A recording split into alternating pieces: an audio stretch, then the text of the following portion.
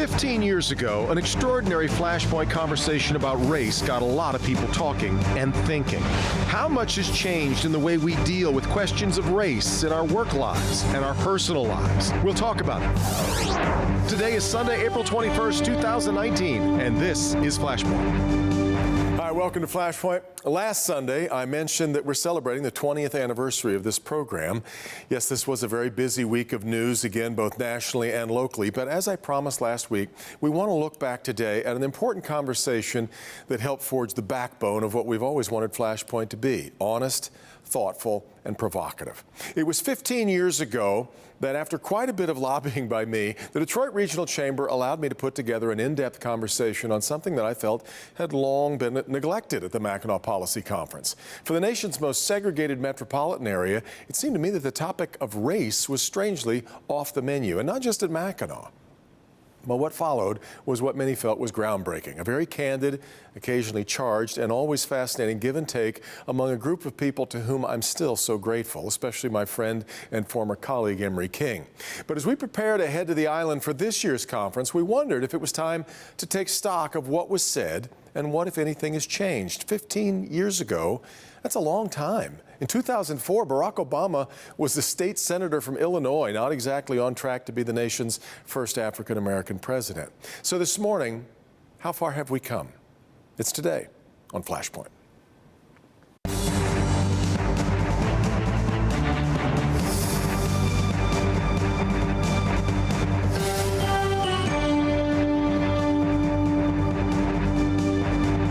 I want to start this morning by taking you back to our primetime program from 15 years ago, which combined a conversation on Mackinac Island at the Grand Hotel with a conversation that occurred at a dinner at the home of John Rakolta. In fact, I was hoping John could join us, but he's undergoing vetting for his appointment as the ambassador to the United Arab Emirates, and he's not allowed to do any kind of media right now.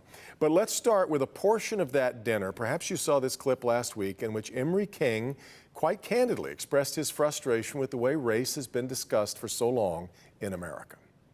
There comes a point, I think, and I'm speaking from the perspective of a 56-year-old man. There comes a point, for me, and I'm speaking for myself, where I get tired and impatient with having to explain certain things to white people.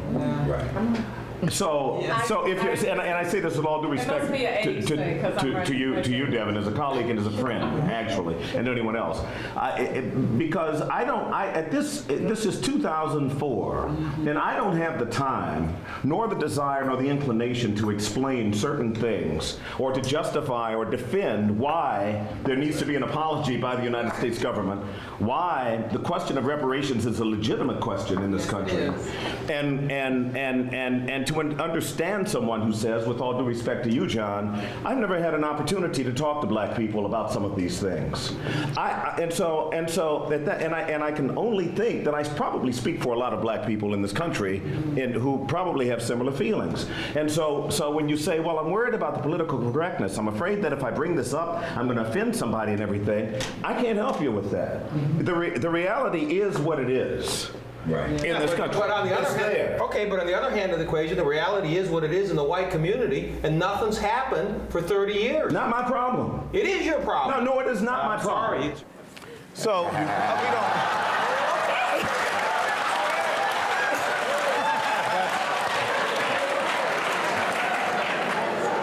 Important to point out Everybody thought Emory was really under control. Yeah. Important to point out, though, the post-dinner growth that has occurred, because you have come to realize it is your problem. Exactly. It is my problem. I mean,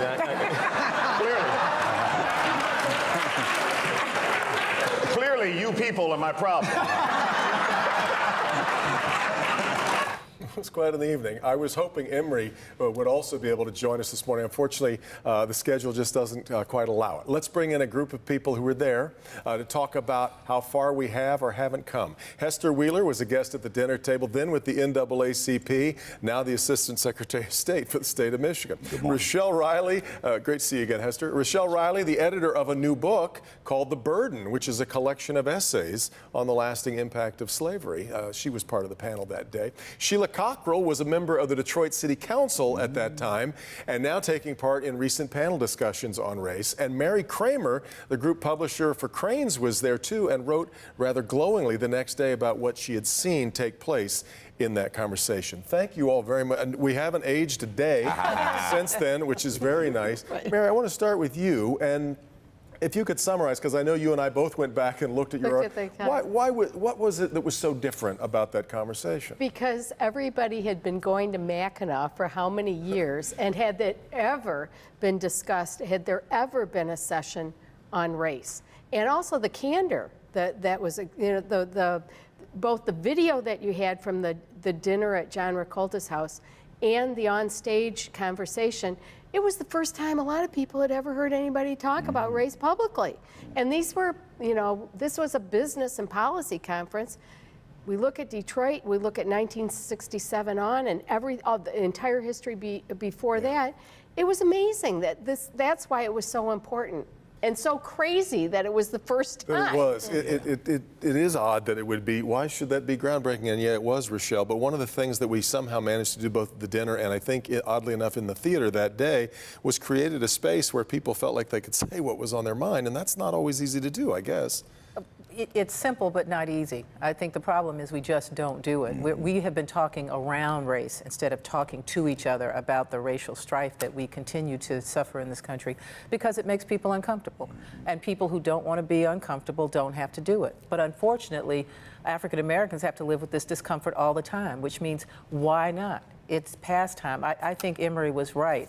It's not my problem, it's our problem. So you can't look at somebody else and say, you have to fix this, or you have to fix this, we have to fix this. Well, when he said, you know, it is my problem, I guess, Hester, what he was kind of coming to realize is that you do have to find a way to engage white people to talk about race. Otherwise, it's a monologue and no dialogue is happening. And what I think he was really saying is, as an African American, I don't feel obligated to explain every racial experience that white folk might be curious You can't be the about. spokesperson No, for white folk are never called upon to speak on behalf of white people, but African Americans very often are expected to explain that. Or if there's an issue with a black person, they'll go to the black person and say, well, what do you think about that? But whites are never held to that standard. And I guess what I'm also it's certainly saying, true when we talk about the black vote. That's it, yeah. As if it's monolithic, right? As if there's something real special about the obligation of the black vote to deliver for a particular party. But I think if race reconciliation or regional cooperation, if it were a priority, we wouldn't talk about it once every 15 years. I think it would be right central to everything we care about. You know, a lot of the policy, a lot of the impacts. You think about 2004, 15 years or so ago, look at all the things. I saw the reference to Mr. Obama having become president. The bottom fell out of the mortgage industry. We were coming out of the takeover of our schools. So if you measure, NACP has these 5 game changers: education, economics, health and wellness, young people, and the Urban League has an equity index where they measure pretty much the same 4 or 5 things. If you measure, we've not made the progress. There's still a lot of pain, but the thing that's hopeful is that there's so many people fighting to get it right. Well, I guess we've got work to do. Yeah, if there's a point of despair in it, I think I wondered how this would age when I went back and looked at it, Sheila. And I think the hope was that, as Mary said, that maybe we were kind of spurring conversation. I'm not sure there's been. It didn't exactly just bloom everywhere that we started having these honest, open conversations about Absolutely. race. I mean, it's actually barely beginning. I mean, I think one of the reasons is because you have to tie a conversation about race to the issue of equity and to the issue of, in our region, the pattern of residential segregation that has shaped and formed. It's in the DNA of the region. And I think until we're ready to really address that phenomena. What does it mean? It means that you can have a school in Birmingham where they just built staircases and a fireplace, and you have schools in Detroit where you have mold growing out and mushrooms growing out of the floorboards. Yeah. And somehow it never gets us to a point of a conversation. On the other hand, I will say, I do see, 15 years ago, if you were talking about white privilege, people thought you were like, this was some foreign language. Yes. White people are beginning more white people, and I'm driven, I think, a lot by younger white people, are willing to look at this concept of white privilege,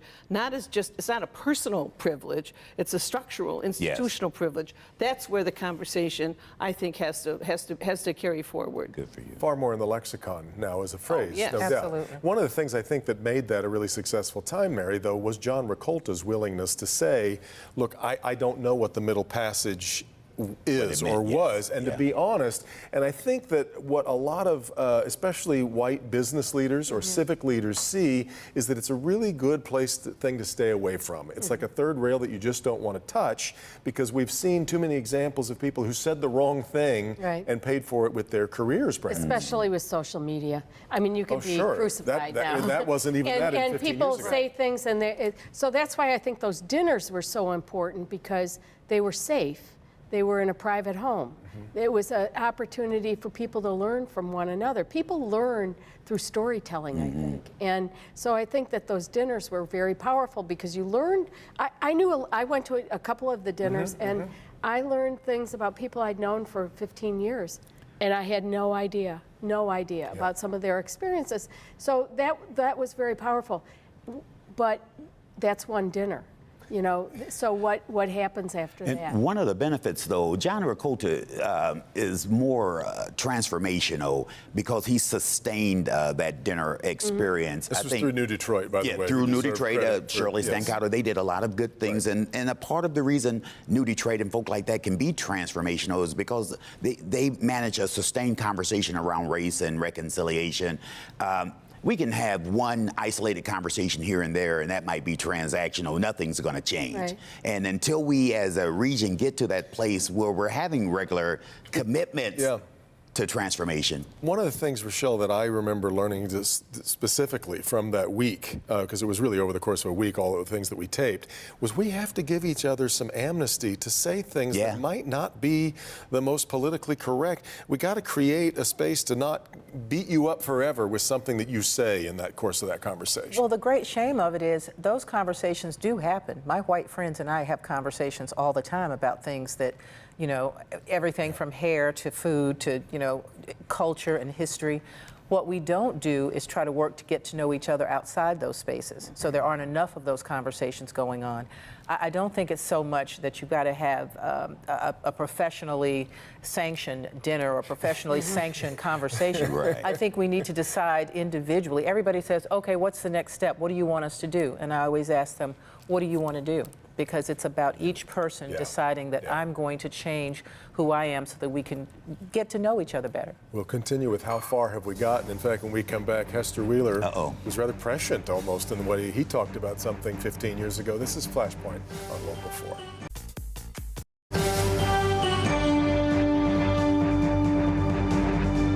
When I was a kid growing up on Linwood and Motown, the economic epicenter in southeast Michigan was downtown Detroit. Now it's out on Big Beaver, or it's at 12 Oaks, or it's on M59. And most of the brothers who are still on Linwood, they can't get there. And there ain't no commitment to make sure that those folk are making the connection. The reality, Devin, is that there really is no game. There's no game plan, there's no strategy, there's no commitment, there's no effort to even communicate about breaking this racial divide.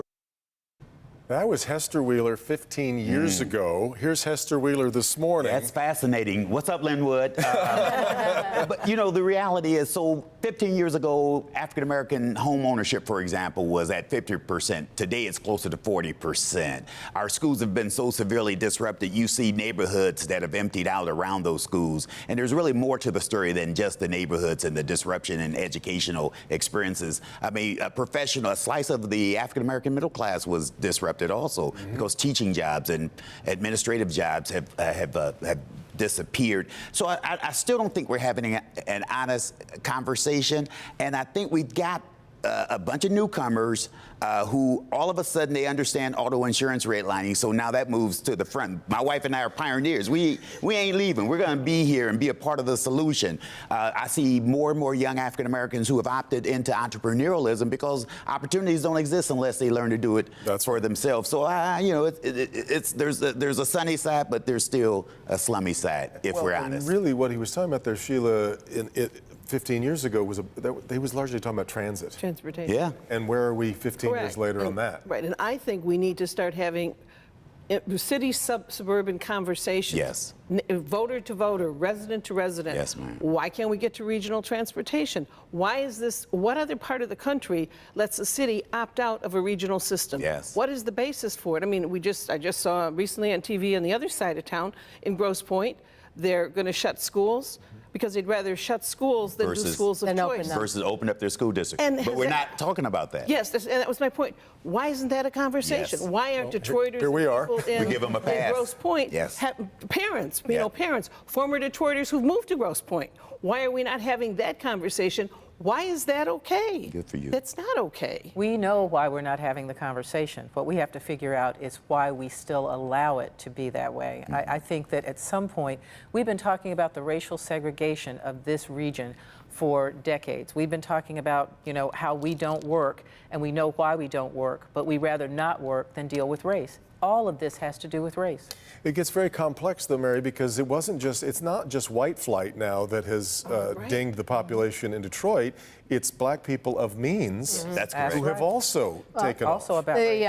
The Detroit Future City report was fascinating because the conclusion of the report is that to have Detroit as a sustainable city, the best path is to rebuild the black middle class. Absolutely. And so that starts with jobs. You got to have schools. I remember maybe 15 years ago, someone who was running Focus Hope at that time told me that one of the biggest disappointments that he had was the realization in the Machinist Training Institute was that when somebody started go through the institute, make $70,000 a year, great, out. that's the dream. They moved because they wanted to get better schools, they wanted to be in a safer neighborhood. Now we have an opportunity, I think, right now in Detroit because there is investment. It's just how the investment is made, who's at the table, the community benefits portion of what's going on in the city. These are important things. The conversation has shifted from race, per se, to the old Detroit and legacy Detroit Yes, and right, new Detroit. right. So those are the new code words. Yeah. We can't help but divide into teams one way or the other, no matter how it works. I think we've got to. I think we've got to celebrate the pioneers a lot more than we do. The saviors of this city aren't just the new arrivals and white folk. There are a lot of folk who are working at the ground level, making things happen every day, and they live in the neighborhoods. There are a lot of us who ain't gonna leave. I am suggesting we've got to be honest, and I think you can frame the conversation. We've framed it for a lot of years. We know that the things that connect us are far greater than the things that divide us, but people who don't learn to talk well with each other will never learn to work well with each other. Which sets up pretty nicely this next, I guess, I had an epiphanal moment during that conversation 15 years ago because of spending so much time preparing for it as I did with Emory. And we got on to talking about whether there needed to be a national apology for slavery. And this was part of that dinner as well. I want to hear what you were going to say something. Well, I guess I end up getting to the point where, because I said it earlier, white people will never be able to know what it is to walk a mile in your moccasins. Right. So the point that I end up coming to is, I admire Emory King. Emory King is my friend. I care about how he feels, and I'm assuming that he knows more about the struggle of being black than I ever will. So if my friend Emory King thinks that an apology would really help us move forward in this area that I've got to assume you understand better than I, then I guess that's okay with But me. the only reason you knew that, though, the only reason you knew that, Devin, no, wait. But let me just say, the only reason you knew that is because of this conversation. I don't know who that young whippersnapper was. He had nice dark hair, though. But I think Shirley Stancato was speaking there, and she's exactly right. It only happened because we had that conversation. Interesting, Rochelle, now, the idea of an apology and the conversation about reparations is, again, on the table and being discussed again. Well, reparations is the great roller coaster that comes up and down and back around all the time. It's going to continue to do that. But the most important point and the most important thing you said, which is one of the things I admire about you, is this conversation is always this distracted sort of abstract thing that we don't really deal with as people. If you know that people that you know are hurting, you would not decide that I'm not going to deal with that. I don't care whether they're in pain. I don't care whether their families were injured for hundreds of years. I just would rather that we move on and forget that it ever happened. You can't do that if you care about someone. If we decide that we're going to know each other and care about each other and care about the children, then you have to have the conversation. That's the price you pay to make things better for someone that you care about. If we don't care about each other, if you literally do not care whether someone is upset or is hurting, then fine, you can just, well, race doesn't apply to me because I don't know what you're going through. That's why we really can't have these conversations just in the abstract. Right. It's face to face, and knowing someone the way that I know Emory, that's really what became. And I think if you tie it to an issue, I mean, something that affects everyone, transportation, I don't care what part, where you live, there's an issue about transportation, everything from insurance rates to, you know, scooters and these other contraptions. Because in Southeast Michigan, where we live determines if we live or die or have access to opportunities. So I think that's so very, very true. Somebody last week that I was talking to, Mary, about whether or not we were discussing what had happened in 15 years. Somebody said to me, well, you know, clearly minorities, and in particular African Americans, have gained a lot of ground since then, because that's why we're seeing the rise of white nationalism.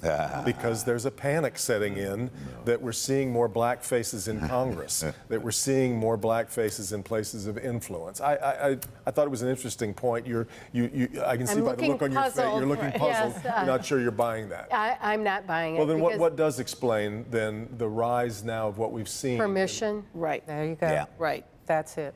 It's acceptable now. To not be politically correct. People have fallen asleep in the comfort of their racist I mean, views.